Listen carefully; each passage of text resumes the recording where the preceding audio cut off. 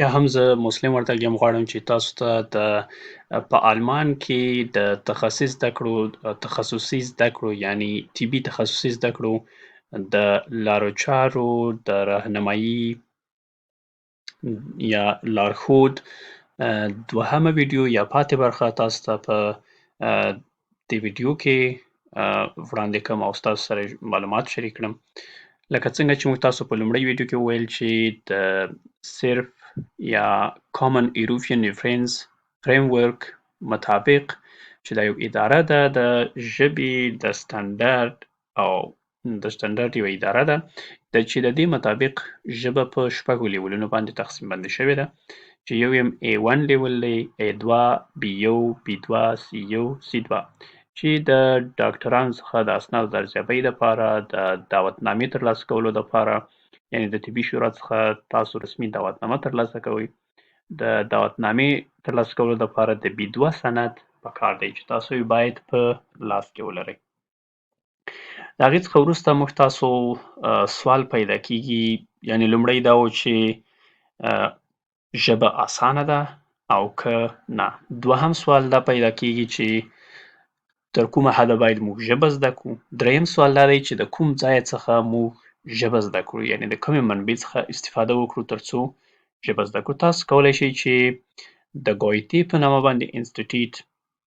چې د آلمان هیواد یو رسمي انسټیټیوټ دی او په ټولو تقریبا د نړۍ په ټولو هیوادونو کې دوی خپل رسمي برانچونه لري یا شاخې لري چې په هغې کې تاسو کولی شئ ژبه ولولئ. په آنلاین ډول باندې هم صنفونه لري او آفلاین ډول باندې او حضوري ډول باندې هم صنفونه لري چې د دې انسټیټیوټ کې د امتحان ورکولو سند په نړیواله توګه سره چیرته هم چې د آلماني ژبې ضرورت وي هلته د یو نړیوال سند په حیث باندې پیژندل کیږي. تاسو کولی شئ چې د A1 A2 B1 B2 د هر لیول په هره سطحه باندې تاسو امتحان ورکړئ. کولی شئ چې د A1 امتحان ورکړئ، کولی شئ چې د A2 B1 B2 او کولی شئ چې مستقیما د B2 امتحان ورکړئ او دا ټول پرېږدئ مستقیما د B2 امتحان ورکړئ. نو یعنې دا ضروري نه ده چې تاسو اول د A1 امتحان ورکړئ بیا د A2 بیا د B1 او بیا د B2. تاسو کولی شئ چې درس ووایئ مستقیما د B2 امتحان ورکړئ.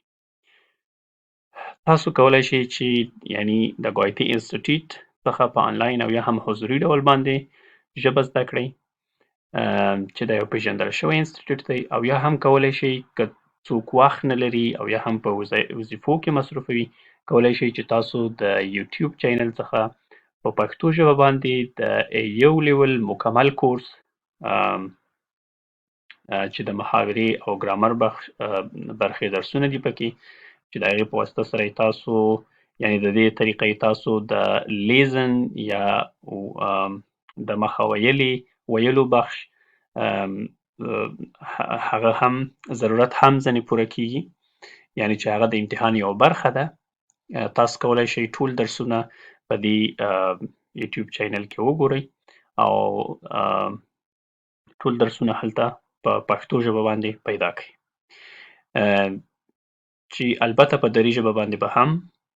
دا کورس موجودیت ولري، البته لږ وخت به ونیسي. وروسته د هغې څخه کوم امتحانونه موجود دي صرف همدا په ګویتې انسټیټیوټ کې امتحان موجود دی که نور هم شته. تاسو کولی شئ چې ټیسټ ډاف په نامه باندې امتحان ورکړئ. ټیسټ ډاف لکه د ټاپل په شان باندې یو عمومي امتحان دی خو بهتره دا ده چې تاسو د ټیلک په نامه باندې امتحان دی. امتحان همغه لکه د ګویتې په شان باندې داسې امتحان دی ولې لکه دلته ګویتې انسټیټیوټ دی دا یو انسټیټیوټ دی، دلته د ټیلک په نامه باندې داسې یو اداره ده او یا هم انسټیټیوټ دی چې دا هم د امتحان یو طریقه او طرز العمل لري د هر سطحې مطابق چې البته څومره چې ماته معلومات شته د ټیلک امتحان ویل کیږي چې نسبتا تر ګویتې اسانتره دی خو هغه څوک چې د آلمان هیواد څخه خارج دي یعنې په افغانستان او نورو هیوادونو کې دي نو هلته ګویتې انسټیټیوټ موجود دی، دوی مجبوره دي چې په دغه انسټیټیوټونو کې امتحان ورکړي. وروسته د هغې څخه راځو سوال پیدا کیږي چې څومره وخت به ونیسي تر څو موږ تاسو B2 سند لاسته راوړو. د B2 سند تر لاسته راوړلو یا څومره وخت به ونیسي دا که چیرې تاسو بیا هم زه وایم که شوق ولرئ، علاقه ولرئ او ځان دې ته مجبور وګڼئ چې په آلمان کې د تخصصي زده کړو د خپل تخصصي زده کړو کې د خپلې خوښې رشتې ته لاره پیدا کړئ او دا هوډ مو وي او په کلکه سره دا هوډ ولرئ، تاسو کولی شئ چې شپږو څخه تر 8 میاشتو پورې په 8 میاشتو کې دا سند لاسته راوړئ. او د هغې څخه وروسته بیا required documents کوم اسناد ضروري دي چې موږ تاسو باید هغه آماده کړو، یعنی هغه ضروري اسناد باید بیا وروسته موږ تاسو ترجمه کړو. ترجمه باید په یو داسې ترجمان څخه وشي چې هغه په آلمان کې د آلمان د عدلیې وزارت سره ثبت وي، یعنی په آلمان کې یو رسمي دارالترجمه وي. په افغانستان، پاکستان یا هند یا نورو ځایو کې چې کوم دارالترجمې دي د هغوی څخه ترجمه قابل د قبول نه ده، دلته طبي شورا ده. د هغې څخه وروسته بیا هم موږ تاسو دریمه نقطه ده. په دریمه نقطه کې دا مهم دی چې باید موږ تاسو اسناد چې کله موږ تاسو ترجمه کړل، وروسته د هغې څخه موږ تاسو خپل ټول اصلي اسناد چې کوم دي دا باید یوسو د نږدې د آلمان سفارت چې په هر ځای کې تاسو ته نږدې وي، آلمان سفارت ته یوسو او چې په پاکستان کې په اسلام آباد کې دی، په ایران کې تهران کې او همداسې نورو مختلفو هیوادونو کې په هر ځای کې چې تاسو ته نږدې دی تاسو کولی شئ هلته ټول یو اپاینټمنټ واخلئ، یو د ملاقات وخت واخلئ چې آنلاین تاسو کولی شئ او په بعضو سفارتونو کې هلته ضرورت نه وي. تاسو کولی شئ چې هلته لاړ شئ، خپل ټول اصلي اسناد در سره یوسئ. تاسو د اصلي اسنادو د رویه د اسنادو کاپیانې تاسو ته تاییدوي او تاسو ته خپل د آلمان سفارت مهر په هغه باندې وهي، یعنی هغه کاپي چې کله تاسو ته د آلمان سفارت تایید کړي او ټاپه یې کړي، یعنی هغه بیا دلته په آلمان کې د اصلي اسنادو په حیث باندې کار ورکوي. دا هم یو مهمه نقطه ده. وروسته د هغې څخه په څلورم نقطه کې موږ تاسو دا دی چې وروسته چې کله مو دا شرطونه پوره کړل، د هغې څخه وروسته بیا موږ تاسو خپل اسناد چې په هغې کې انګلیش وریفاید یعنی بګلاوبکټ چې په آلماني کې ورته بګلاوبکټ وایي، یعنی تصدیق شوي یا تایید شوي اسناد چې په دریمه نقطه کې ما تاسو ته وویل چې یو به د هغې څخه کاپي ان جرمن ترانسلیټډ، یعنی یو خو هغه تصدیق شوي کاپیانې وي او بل هم ترجمه کومه چې تاسو ترجمه کړې ده هغه یو کاپي او ورسره بعضې فورمونه چې د طبي شورا دپاره مهم دي هغه فورمونه تاسو باید ډک کړئ او په یو کورس کې د جواز د امتحان د لومړۍ یعنی لومړۍ سټیپ یا مرحلې امتحان دپاره تاسو باید په یو کورس کې مداخله اخیستې وي، هغه ځان سره ولرئ او دا ټول اسناد تاسو کولی شئ چې په آلمان کې طبي شوراګانو یعنی 16 ایالتونه دي، هر ایالت خپل ځان ته یو طبي شورا لري، د افغانستان، پاکستان او یا هند په شان نه دی چې دوی یو یا نورو هیوادونو په شان چې دوی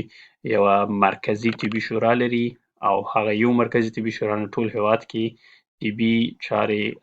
کنټرولېږي، بلکې دلته هر ایالت خپل ځان ته یوه طبي شورا لري، حتی بعض ایالتونو کې 2 یا 3 هم موجود دي. تاسو وروسته دا ټول اسناد طبي شورا ته لیږئ او د هغې څخه وروسته تاسو ته یو کسر خط، یعنی په دې معنی چې د کسر خط ته ډیپیڅټ بشایر یا چویشن بشایر یا هم نور نومونه دي چې د هغې په نامه باندې تاسو ته دا سند دا سرټیفیکیټ یا سند درکول کیږي. البته دا د ستاسو د اسنادو د ارزیابۍ سند دی او په عین ضمن کې یو دعوتنامه هم ده. کله چې تاسو د اسنادو د ارزیابۍ څخه وروسته دا سند ترلاسه کړئ، کولی شئ یعنی ډیفیسیټ بشاید لومړی موږ باید پوه شو چې دا څه شی دی. یعنی ډیفیسیټ په معنا په دې معنا چې ډیفیسیټ یا کسر، بشاید هم سرټیفیکیټ ته وایي، یعنی د کسر سرټیفیکیټ په دې معنا چې زموږ تاسو د افغانستان او یا نورو دریمو هیوادونو اسناد د آلمان د اسنادو یا کریکولم سره مساوي نه دي، نو په دې خاطر باندې کسر لري یا ډیفیسیټ لري، نو د هغې لپاره موږ تاسو ته یو ډیفیسیټ سرټیفیکیټ راکوي چې د هغې په اساس سره موږ تاسو ویزه لاسته راوړو او بیا راځو دلته موږ تاسو د دې لپاره چې دا ډیفیسیټ پوره شي موږ تاسو جواز امتحانات ورکوو تر څو زموږ تاسو اسناد په مساوي توګه د آلمان د طبي کریکولم سره برابر شي او دلته ډاکټر په حیث باندې وپېژندل شو. د هغې څخه وروسته چې کله تاسو مثلا دا سند مو لاسته راوړ، دعوتنامه ده، د دې په اساس مو ویزه لاسته راوړه، بیا تاسو راځئ آلمان ته او FSP چې Fachsprachprüfung یعنی پخ معنا تخنیکي خاص یا تخنیکي شپرخ معنا ژبه، Prüfung معنا امتحان، یعنی د تخنیکي ژبې امتحان چې هغه زموږ تاسو ژبه طبي ژبه ده، د طبي تخنیکي ژبې امتحان دا باید دې ته تاسو آمادګي ونیسئ چې دا معادل د C1 لیول دی. البته دا هغه عامیانه C1 نه دی کوم چې موږ تاسو لکه تر B2 پورې ژبه وویله، دا خپله د ژبې خاص ډول دی، یعنی د طبي ژبه ده چې دې ته میډیکل ټرمینالوجي اگزام هم وایي یا د طبي ټرمینالوجي امتحان. کله چې تاسو دا امتحان پاس کړئ یا سپري کړئ او موفق شئ پکې، کامیابه شئ پکې، د هغې څخه وروسته تاسو وظیفه پیدا کوئ، کولی شئ بیا د ډاکټر په حیث باندې وظیفه وکړئ چې هغې ته اسسټنټ آرټس وایي. دلته هر ټریني ډاکټر چې هغې ته اسسټنټ آرټس وایي، یعنی اسسټنټ ډاکټر. تاسو په دغه پوزیشن لاندې وظیفه پیدا کوئ او د دې په اساس باندې چې کله وظیفه پیدا کړئ تاسو ته Berufserlaubnis یعنی د وظیفې اجازه خط درکول کیږي د طبي شورا د خوا څخه، چې دا یو موقت جواز دی، 2 کلن موقت جواز دی. په دغه 2 کاله وخت کې تاسو کولی شئ وظیفه سرته ورسوئ، ټول د هغو حقوقو څخه برخورداره یاست کوم چې یو ټریني د لومړي کال د تخصص ټریني ځنې برخورداره وي. په دې وخت کې تاسو هر وخت چې کله آماده شوئ کولی شئ چې د طبي جواز 2مه ازموینه ورکړئ، چې 2مې ازموینې ته Kenntnisprüfung یا د Kenntnis په معنا د پوهې Prüfung امتحان ته وایي، یعنی د طبي پوهې امتحان ورکوئ په دې وخت کې هر وخت چې تاسو آماده شئ په دغه 2 کاله وخت کې. البته دغه 2 کاله تاسو د وظیفې وخت دی چې تاسو وظیفه سرته رسولی شئ. د دې څخه وروسته هم تاسو کولی شئ که چیرې په دې وخت کې تاسو امتحان ورنه کړئ، د دې څخه وروسته هم تاسو کولی شئ چې د طبي پوهې امتحان ورکړئ. د دې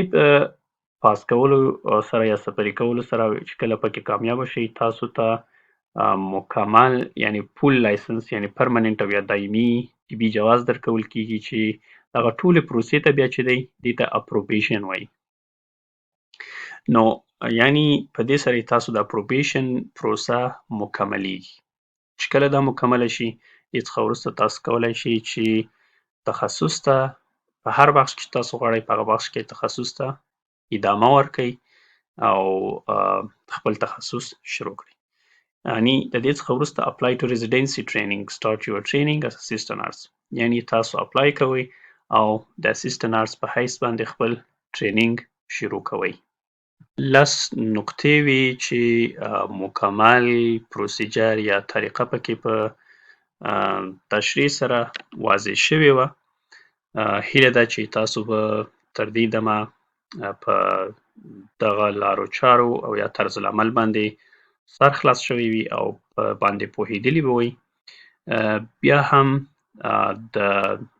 طرز العمل د پاتې برخې لپاره او د نورو ویډیوګانو لپاره زموږ سره اوسئ، زموږ د یوټیوب چینل سبسکرایب او تعقیب کړئ.